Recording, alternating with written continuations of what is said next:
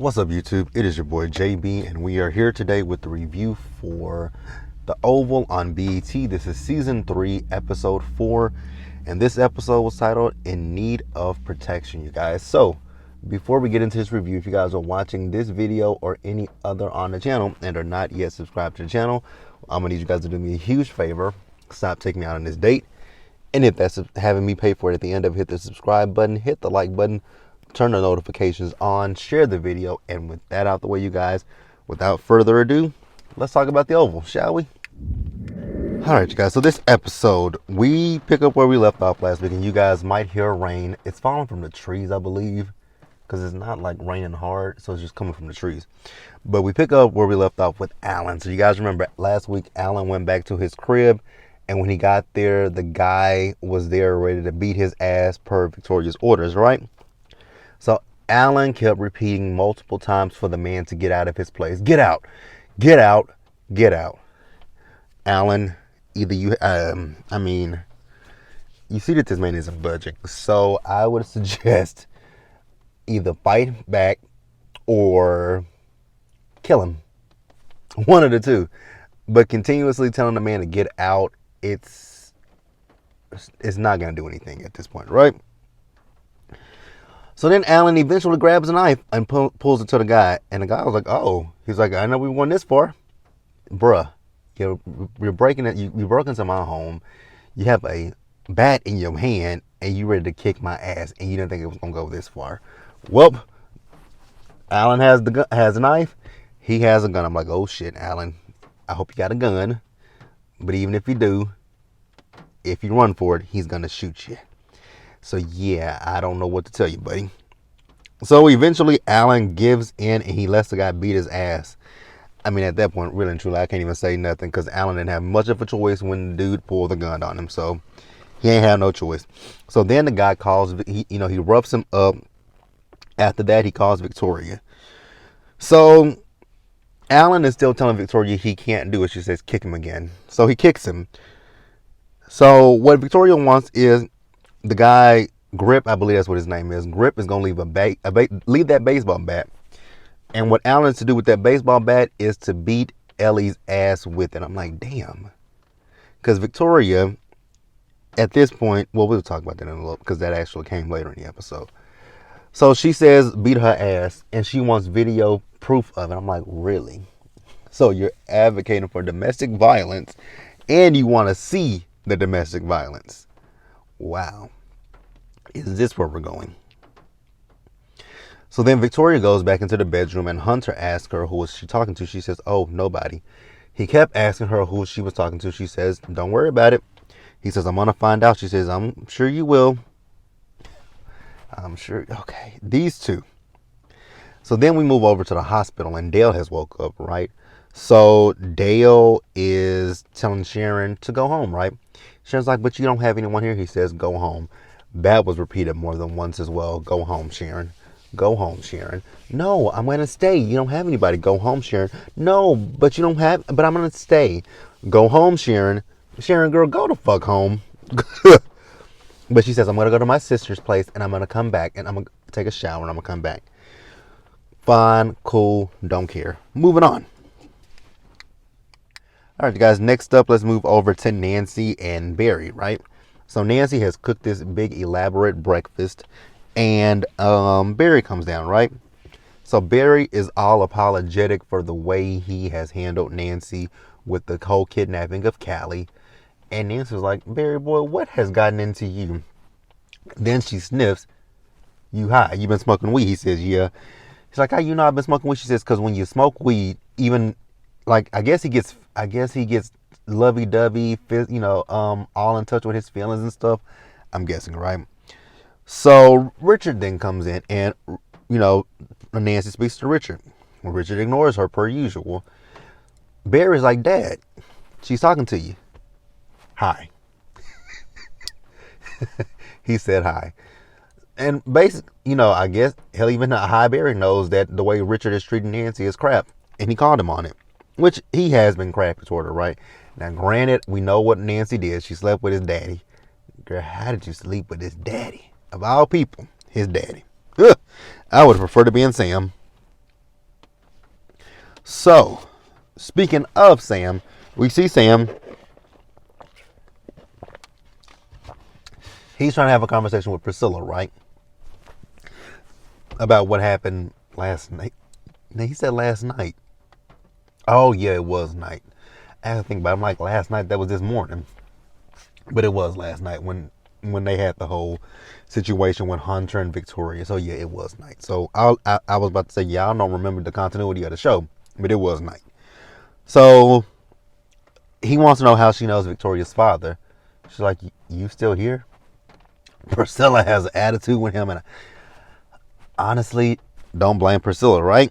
She tells him leave. He continuously asks her, "Are you a part of some secret government official? Are you some kind of secret agent or something that I don't know about? Some kind of secret agency that I don't know about." So she's like, "You know what? Since she won't leave, I'll leave." Then he has now see, Sam, I like you, but you had the audacity to sit there and tell her about some betrayal when you're the one that betrayed her by sleeping with Victoria. Child, I would have slapped the shit out of Sam at that point. I would have really slapped Sam. So let's move over to Nancy. Back over. So when Barry was in the kitchen, in the dining room eating, when Richard came in, Richard left out after he spoke to her, and she followed behind him. So Nancy goes up to the bedroom, and Nancy got on her little sexy lingerie. I'm like, okay, Nancy. I don't know if Richard's gonna give you some, but I mean, I'm gonna give you an A for effort, right? An E for effort, really. I'm gonna give you one. I'm gonna give you a point for that one. She took that off. I'm like, okay, Nancy. I was like, I see you, Nancy girl. Huh. Well, Richard wasn't feeling it. And she's like, come on. She goes up to the bed. He says no to her, right? She goes up to the bed. She gets a blunt, lights it up, starts smoking. Now, mind you, in a previous scene, Barry told her and Richard that he left some weed for them to smoke, right? She's like, boy, I got asthma. Then in the bedroom, she's smoking the weed. And Richard's like, wait a minute, you've been smoking this for a while, because Richard finally did take a puff, and he choked. Yeah, but you didn't. You've been doing this for a while, haven't you? She said, since you've been acting crazy, since you've been acting the ass. He ain't been acting the ass for no reason then, so let's stop playing, sister. And he was like, he's like, now you make me question if you even have asthma. Let me tell you a little secret. You can smoke weed and have asthma. He knows a little something about that. He knows a little something about that because I've smoked weed before and I have asthma. Now, cigarette smoke is a different thing. I can't take cigarette smoke. I really cannot. I can't take cigarette smoke because it's just something about that smell that annoys me. I can smell anything else. I can smell a black and mild. I can smell weed, but I cannot sniff a cig. I can't stand. It's just, ooh. And cigarette smoke chokes me up. So, eventually, they get into it. Now, Barry, how do you not know the difference between sex moans and them fighting? Because you walked in on them, and that's what you get. That's what you get. You should have not. Well, let's move on, you guys. All right, you guys. Next up, we see Kyle. So Kyle goes to see Dale, right? Dale's asking Kyle who did this to him. He doesn't know, which he's lying. He knows exactly who did this to Dale. I don't know why he won't say, but whatever. That's neither here nor there, right? Honestly, some of these scenes in this episode I could have dealt without because a lot of them were very repetitive, right? Some of them were repetitive. Some of them, they had no context. And I'm going to talk about a scene that had absolutely no context in just a few minutes, right? Actually, part one of it is next, right? So Dale thinks that Kyle is involved. And he asked him why did he go to the pharmacy. Kyle was trying to say that he was just worried about him and checking on him. That's a lie. So Kyle tells him once he gets out of the hospital that he can come and stay with him. Oh, now it's coming down harder. Nope, that's still coming from the trees. That's weird. So yeah, he says he can come stay with him. Dale, no thank you. So then he tells him he thinks he knows who did this, and he's on the, he's almost, exactly who did this. He told you, the person that did this told you he did it. But whatever, right? So then we see Donald and Lily, right? Now there was one part of this scene that I did not like from Lily, was when Lily is in the Lily is downstairs, right? Donald is getting ready for work. Donald is telling Lily, basically not to go in his office, and if she does go in his office, that there won't be anything in there with, government stuff that she'll be able to find. And she's like, okay, pretending like she doesn't know what he's talking about, basically, right? So he asks her, what is she up to? She says, nothing, Donald. I'm just designing dresses. Now, here's the part that I didn't like, right? So the part that I didn't like was when she was talking about him and Kyle, trying on the dresses. She's like, I'm pretty sure you guys both like it because they are gay. They automatically like dresses. Didn't like that at all. Just really didn't like that. Oh, where are we at? Yeah, we're getting into the things that I just didn't. A lot of these things I didn't understand. Like this. Okay, so we see Alonzo. So Alonzo goes to work, right? And once he go, before he even can really get in good, not Alonzo, Alan. Alan goes to work. Alonzo tells him that Victoria wants to see him, so he's gonna escort him up to Victoria's, to the residence, right? Then we had this scene with Bobby and Lily. This is a scene of, just like the scene. So the scene a few minutes ago with Donald and Lily, I didn't understand it. I really don't understand this scene with Bobby and Lily, right? So Lily went back upstairs where Bobby was, right, in the attic, right? She's telling him that she's getting ready to go to her studio. He overheard her having a conversation with Donald because she was talking about she's gonna go have sex with a big black heterosexual man, and he says you like to learn things the hard way, right? So I didn't get it. And then Bobby and Lily, he wanted to make love to her, but I'm like, oh my God. They had sex in the attic. That's basically it. I just didn't, that scene I didn't understand. I really didn't understand what the significance of that scene was. That was where I was confused. Like, I'm like, why is this scene so important? Why do we need this scene? Because it really wasn't much context there. But let's move on. We're gonna wrap up the episode.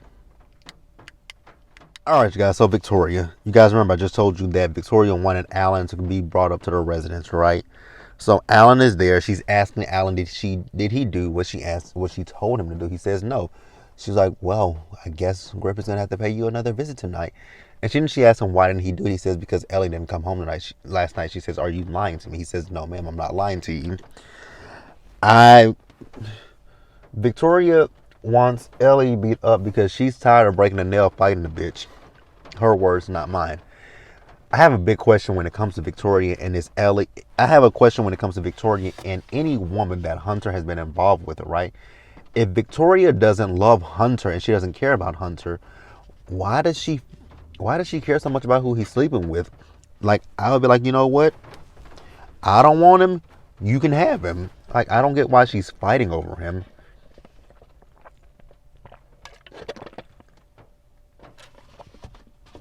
Like, that's a confusing thing to me. You don't want him, but yet instead, you want to fight every woman that crosses his path or crosses his lap. Why? Don't understand it.